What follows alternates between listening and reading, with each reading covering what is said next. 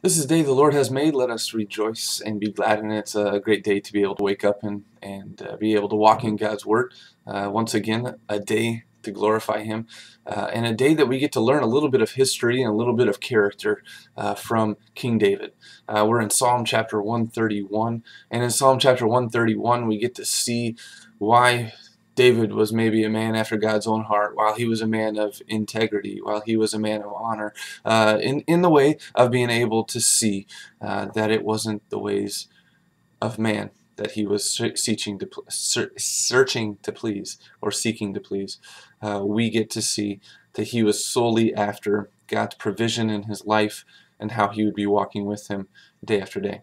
And so David had every reason to be able to, as the beginning says, my heart is not proud. David had every reason to have the pride of David, had every reason to have the pride of Israel, to have every reason to think that he was the greatest leader, that he was the one winning the battles, that he was the greatest thing that has happened to that community, that he could have anything he wanted, have anyone he wanted, and early on in his kingship, that was how he operated with Bathsheba, as we remember. But as I say, a man of integrity and a man of honor, he was confronted by God through the prophet Nathan, and being able to be brought into repentance and forgiveness.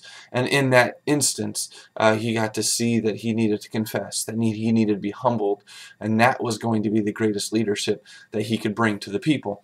Humble leadership that was actually leaning on God rather than his own pride and his own achievements. And so that's where we see Psalm 131, a short psalm but very powerful in its words, being able to see humble David in his leadership and seeing how he spoke to the Lord and what brought him success, what brought him, frankly, victory, what brought him leadership. And it was all in part of what was God giving him and how he was receiving that.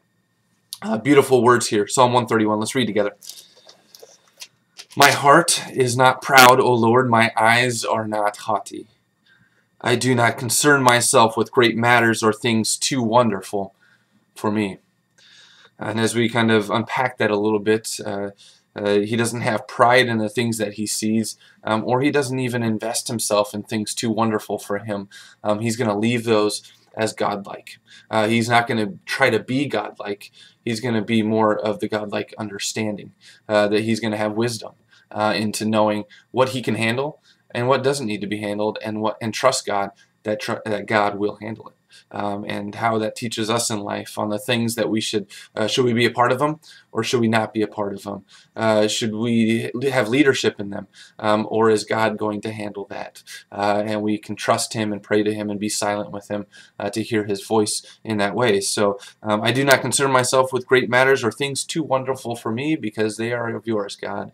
And this is what He does, verse 2.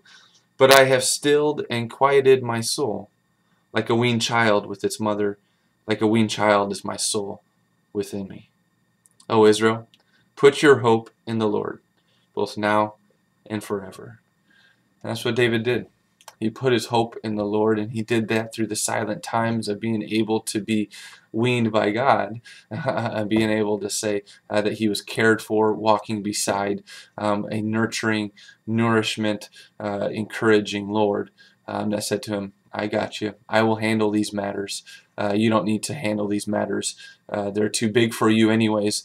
And so that's a beautiful thing in life when we think of big matters and big problems and big decisions, that we just lean on the Lord, and He's going to handle it. He's going to show us the direction, and He's going to give us peace in the process. Be still, O my soul, and hope in the Lord. Put your hope in the Lord.